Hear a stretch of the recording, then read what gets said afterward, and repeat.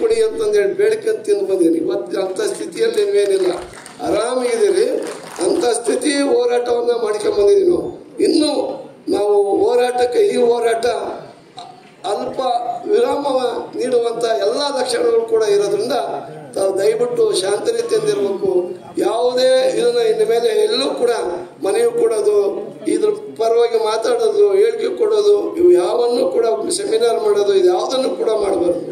ಮತ್ತು ನಮ್ಮೆಲ್ಲರ ಅಚ್ಚುಮೆಚ್ಚಿನ ನಾಯಕರು, ಇವತ್ತು ರಾಷ್ಟ್ರ ನಾಯಕರು ಎನಿಸಿಕೊಂಡಿರ್ತಕ್ಕಂಥ ಶ್ರೀಮತಿ KH ಮುನಿಯಪ್ಪನವರು ಇವತ್ತು ನಮ್ಮ ಸಮುದಾಯದ ಅತ್ಯಂತ ದೊಡ್ಡ ನಾಯಕರಿದ್ದಾರೆ.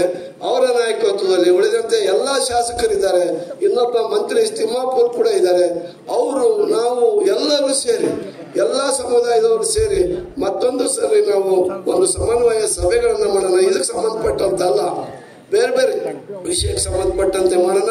ಮುಖ್ಯಮಂತ್ರಿಗಳನ್ನು ಕೂಡ ಭೇಟಿ ಆಗೋಣ ಅಂತಕ್ಕಂಥ ಮಾತನ್ನು ಈ ಸಂದರ್ಭದಲ್ಲಿ ಹೇಳಿ, ಈಗ ಮೊದಲಿಗೆ ನಾನು ನಮ್ಮ ರಾಮಕೃಷ್ಣ ದೊಡ್ಡಮನಿ ಶಿರಾಟಿಯ ಮಾಜಿ ಶಾಸಕರು, ನಮ್ಮ ಲೆಫ್ಟ್ ಗುಂಪಿನ ಮಚ್ಚುಗಾರ ಸಮಾಜಕ್ಕೆ ಸೇರಿರ್ತಕ್ಕಂಥವ್ರು, ಅವರು ಇದು ಅವ್ರ ಹತ್ರ ಒಂದೆರಡು ನಿಮಿಷ ನಿವೇದನೆ ಮಾಡ್ಕೋಬೇಕು ಅಂತಂದೇಳಿ ಅವರಲ್ಲಿ ವಿನಂತಿ ಮಾಡ್ತಾ ಇದ್ದಾರೆ.